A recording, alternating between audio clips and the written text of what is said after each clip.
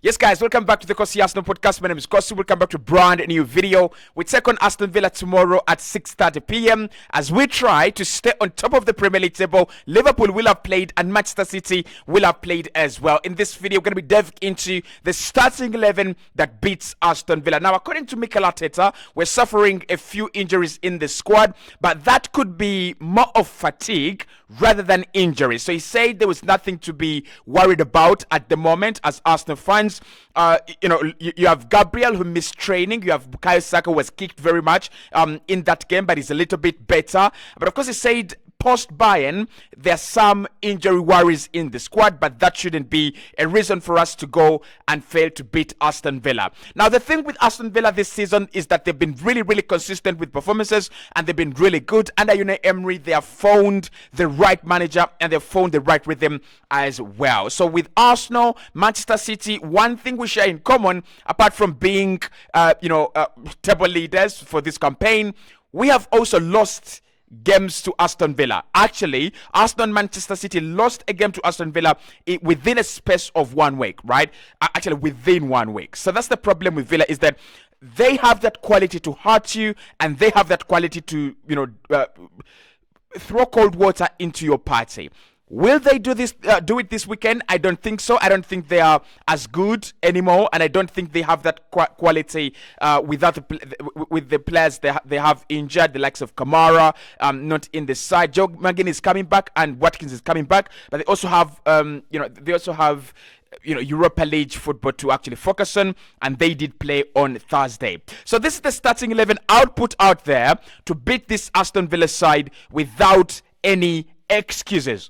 I'll go with David Raya in goal. Again, there is no explanation to this, but the only thing I'm going to say here with David Raya is that in games like this that define the season, Bayern Munich at the Emirates Stadium, Aston Villa at the Emirates Stadium, these are no room for error games. These are no room for error games. You cannot start, jumping off your line, coming to the center line, I don't know what you're doing against that Bayern first goal. You cannot be doing that. We are going to be playing against Oli Watkins, Joe McGinn, Diaby, Zaniolo. These are players that have got some quality, and these are players that are ambitious enough to take Aston Villa to the UEFA Champions League for the first time in a very long time. So there will be shots, and they will get chances.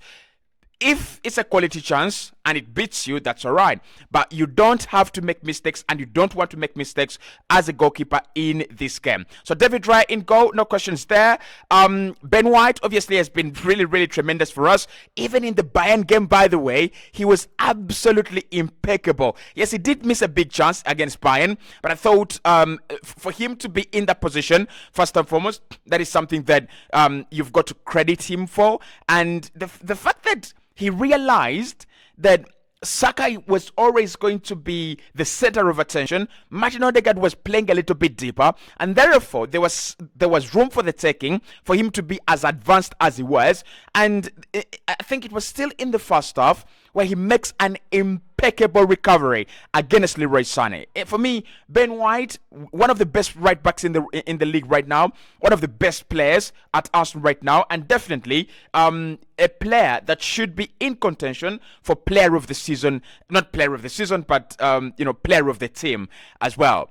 Now, for me, William Saliba will start because we do not have Gabriel, or Gabriel is a doubt. Now, if Gabriel is there, then Saliba should start with Gabriel. But as far as I understand, Gabriel might be out for this game. And this is going to be a very big dilemma for Mikel Arteta. I asked you this yesterday during Mikel Arteta's press conference reaction, that do we rotate Gabriel and give him some time off, or do we actually play him in this game regardless of his injury, right? Now, I do not know the extent of his injury, but because we have to play Bayern on a Wednesday away in the cold lights of Germany with a fan base that is going to be drunk and absolutely high, supporting and injecting motivation into that Bayern side, we will need our best players. So I'm going to go with a little tweak here.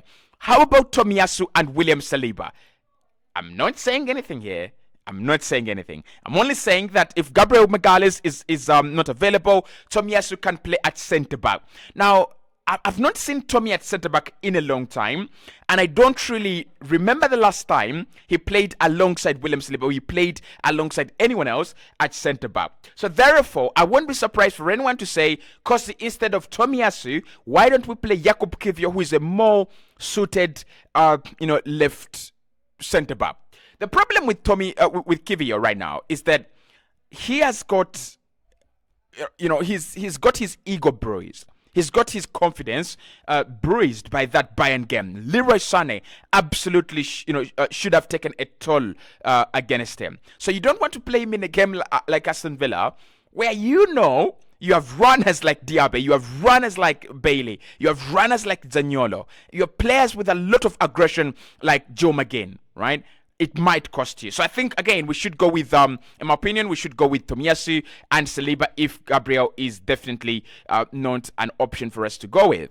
At left back, again, I wouldn't go with Kiwior. I would go with Alexander Zinchenko. And this is a game at the Emirates Stadium. One mistake Mikel Arteta should not make, and I'm very serious about this, is playing Zinchenko against Bayern at the Allianz Arena. Because what we saw against Bayern is they're very good at running in behind and exposing those weak links in the team. They did it very well with Kiwior. They will do it again with Alexander Zinchenko. So this is an Alexander Zinchenko game. How? Without Boubacar Kamara in midfield, it looks like Aston Villa will be really trying to hold on, and they'll be trying to make sure that they're not exploited in the middle of the park. So Arsenal just need more numbers in that midfield. We just need players that have got the ability and technical quality in that midfield to cause upsets for Aston Villa. And I think Alexander Zinchenko, maybe Odegaard, maybe Vieira, maybe Smith Rowe, whoever we're going to pick in the midfield, that is going to be a good starting point. So for me, this is an Alexander Zinchenko game. It's a game that Arsenal will want to dominate. It's a game that we want to control. It's a game that Mikel Arteta will want to control every input and every output, of such a fixture. So I think Alexander Zinchenko is a perfect fit for this game. In midfield, I don't think we make many changes. Again, we have Bayern coming up, but I don't really think that that is going to be a reason for Mikel Arteta to make a lot of changes. So I'd go with Jorginho in midfield, Declan Rice in midfield as well, and Martin Odegaard. Now, why I would go with Jorginho, and this is a little bit, funny, right? But why I would go with Jorginho in this game is the absence of Boubacar Kamara. So if there was Boubacar Kamara in this game, definitely I would choose Partey all day, because Kamara has got that defensive energy that he brings to this Aston Villa side. But not only that, he's got that output going forward as well. So he's more like an engine in midfield. Jorginho is not an engine. He's more like a metronome. Actually, he's not more like a metronome. He is a metronome, more like Sergio Busquets, kind of style.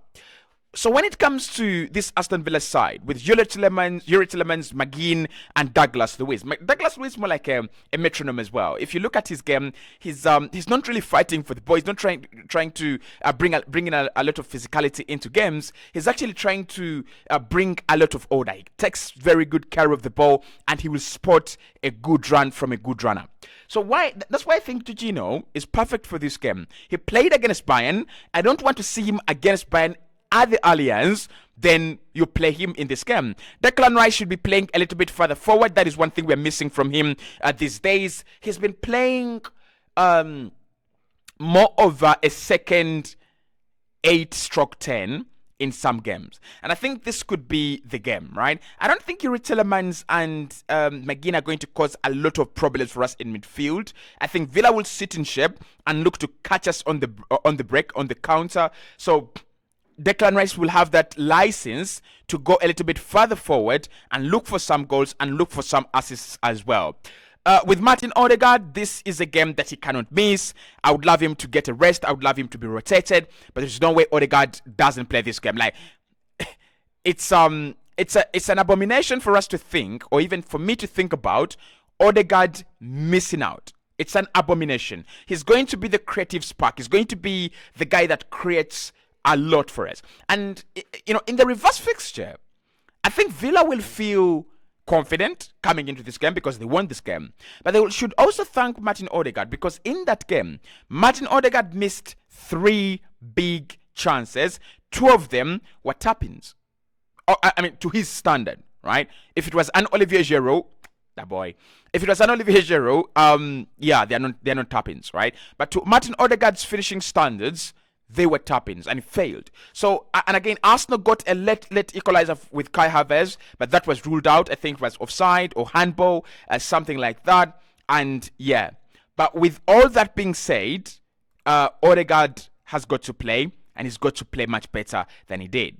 I think Kai Havertz is a no-brainer in this game. He's one of the clutch players that Arsenal have. Bukayo Saka, in my opinion, should be playing in this game, as well as Gabriel Martinelli. Now, with Gabriel Martinelli, he was rusty. Absolutely rusty as we played Bayern. And maybe that comes from the fact that he was tired, and then he picked up that injury, and he's not had action.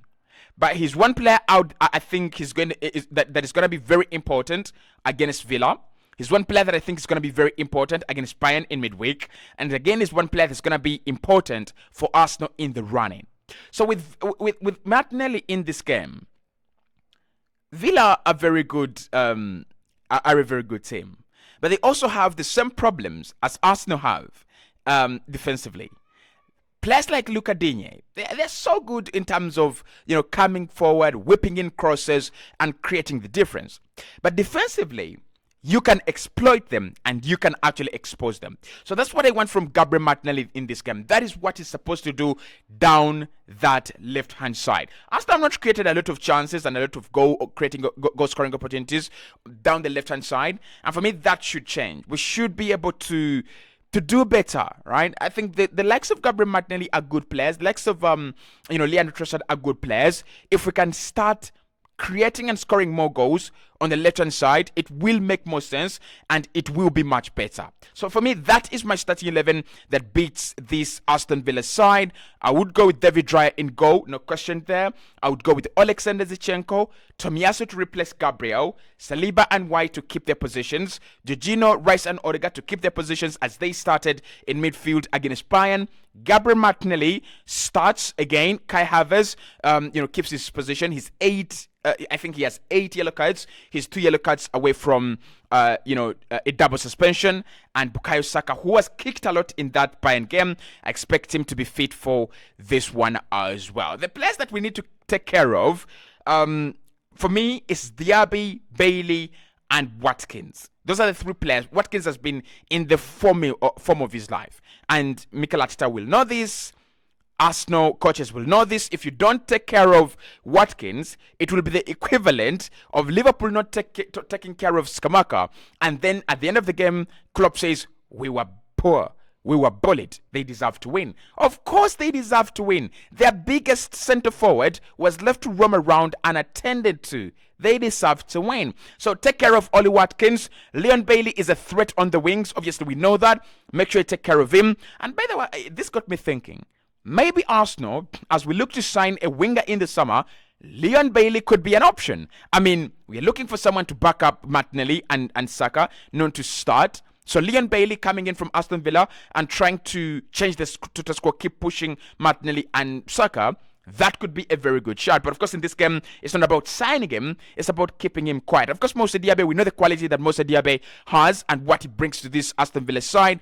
Pace, tenacity, and absolutely very, very good finishing. So if you can deal with Diaby, if you can deal with Watkins and deal with Bailey, I expect Arsenal to win this game by a healthy margin. And of course, in my preview, we'll be starting off with my prediction and your predictions as well.